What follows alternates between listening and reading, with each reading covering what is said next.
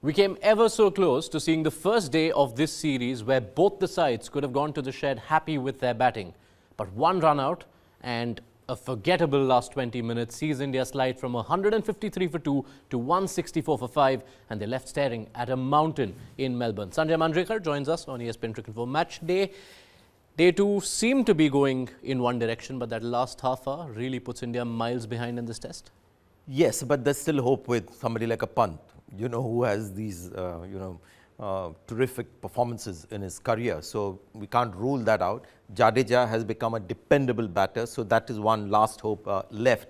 But you've got to say the bowling quality of Australia now looking better and better. And one of the biggest, points that I wanted to see, or the biggest factor for me, was the pitch, which didn't seem that lively or helpful for Indian seamers. Just wanted to see when the Australian bowlers bowl on it, whether they get more out of the pitch, and they certainly did. And that just could be the difference between the two sides now in the series.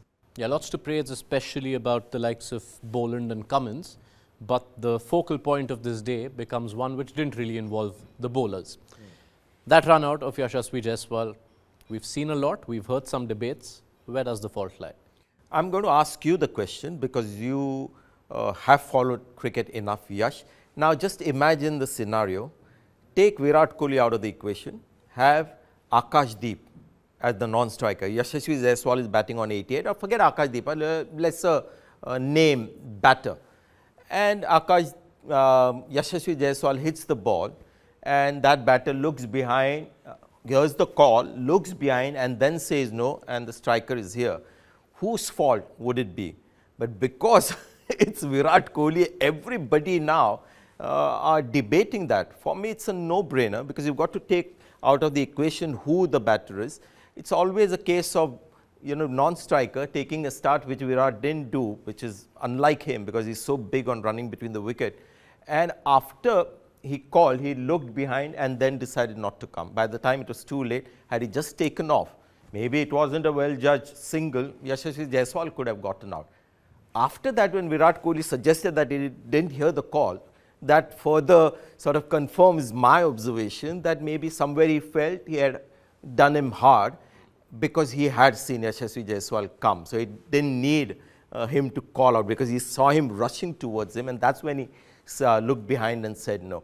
And eventually that had an effect on him getting out and playing that ball, which was a lapse of concentration. It's a long answer, and it's covered all the points in this show. I don't think you need to ask me anything. Yeah, I'm glad. I have to say I was a little concerned when you said you want to ask me because no one's coming here for my answers. That is my thing. No, I wanted to ask you a question, but I answered I'm myself. glad you did because they're coming here to hear your answers, not mine. But what would you think if it you was have any said other batter? everything and more.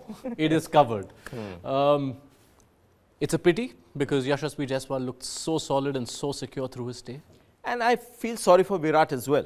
I mean, nobody does that deliberately. It was a lapse. Yashasvi Jaiswal, for a guy who is so young, had a few things to say to Virat Kohli. He was making a case there. That shows, how much that innings was important to him, because out of habit he would have got 100, and that 100 would have been even more impressive than the one at Perth, although that was a big one because the pitch in Perth had become a little Indian-like for 2 days. This was a typical Australian pitch, quality attack. So he really wanted in that 100. And, we saw that there are some great facets to Jaiswal's batting. When he got to 50, he had spent 2 hours at the crease. So that game he has. And barring Mitchell Starc, if you see, he looks really comfortable against all the other fast bowlers. And Virat Kohli, you've already alluded to the impact that moment and the run out could have had on his game, because for 80 odd balls, he looked like he was staving off that usual temptation, but then gave into the bait. And it's something he's done before. 2018 was a remarkable series, and that is the time, when the world saw the greatness of Virat Kohli, because he had a problem against Jimmy Anderson, and Jimmy Anderson stuck to that same theory, bowling everything on the 6th stump, outside off. And it was only in the 3rd test match that he played the first cover drive against Jimmy Anderson and left everything, almost 40% of Jimmy Anderson's balls he left, and that was the case here as well. So he has that kind of a discipline. Cover drive is his main shot, but he can put it, in the basement, in the dungeons, if he has to survive. and I thought that was a great solution to his problem. But the run out may have just affected his, state of mind, and the ball was, comparatively innocuous because it started a wide and stayed a little outside off.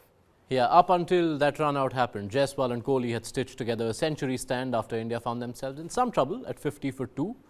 That early part of the innings saw a change in opener. Was it fair for KL Rahul to be moved down to number 3? No, and it's a comment that I think I've made before as well. I mean, this is something that happens a lot in the Indian cricket culture, where a big name player, just to get him on track, we often sacrifice a lesser or a smaller name, and it doesn't ever make cricketing logic, or it's never best for the team. KL Rahul has been India's most consistent batter.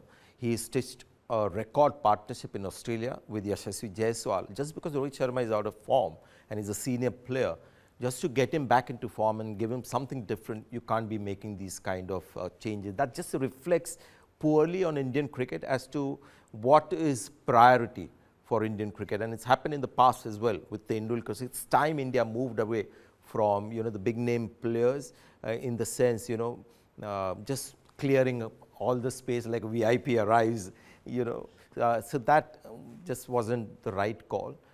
And KL Rahul, although didn't get too affected by it, it was just unfair on him. A lot of times these calls can get covered up by the end outcome, but this time it looks all that much worse because it's not like Rohit moving up top made much of a difference to his fortunes. Yes, and you can see that he's going through a rough patch, and now you got to start feeling for him. I'm trying to get into his head because he's gone in thinking, okay, this is a pitch where the ball that is pitched up is not moving as much. So he felt that he could survive with that particular length. But he also must have realized that if the ball is slightly short, I still have to play my natural game. Otherwise, you're stuck defending, and then one ball gets you. So the first ball that was just slightly short in length is the one that he picked. It wasn't the right length, nor was it the right line when it finished because it moved a little. And that was a shot that he knew the moment he played it. He was just completely out of place with that shot. Then in walked KL Rahul at number 3. Looked as assured as he has for most of this series, up until he got what we can call the ball of the series. Yes, and Hanuma Vihari is doing some commentary with us on this series, and he said, it would be interesting to see how Australia bowled to KL Rahul because they've tried that line outside off, which hasn't worked with him. He's found a unique way of handling it. So maybe they might bowl into the stumps a little more. And he was absolutely right because a lot of balls were pitched in the stumps to KL Rahul and one just moved. Now that kind of movement, none of the Indian bowlers barring Bumrah could get. And that is where the problem lies for India, that they've got at least 3 bowlers who can get that movement of the pitch. And it was a peach of a delivery. Earlier in the day, Australia had taken their overnight total of 311 for 6 to 474, scoring at well over 4 per over. Steve Smith with his 34th Test 100, 11th versus India, but that first session, the Indian bowling, going at 5 per over, how disappointing was that passage of play? It just reminded me of days gone by. 2011 was a rough patch for Indian Test cricket, where Mahendra Singh Dhoni had to handle an attack, which was sometimes led by Praveen Kumar. So, barring Bumrah, thankfully India still have Bumrah, who is the best bowler in the world. The others reminded me of that era because the speeds of Siraj and Akash have gone down. They've got a 4th part-time seamer who bowls under 130. And on this kind of a pitch, which is basically good for batting, that was just not going to be enough. So Australia fed off some very average bowling.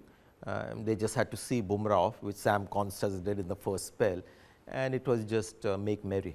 And all told, in that first session, everything seemed to be, the bowling efficiency is one part of it.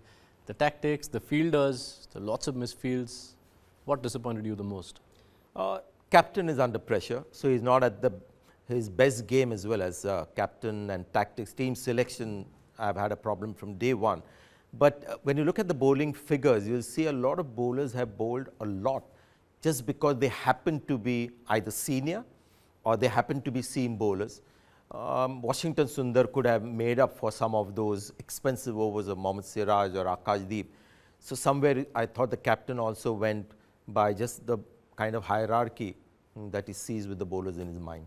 Yeah, we've got about 8 days, a maximum of 8 days left in this series. That it's all square is down to one Jasprit Bumrah, as Sanjay points out. But on day 3 at the MCG, the batters have to step up if India are to stay alive in this contest.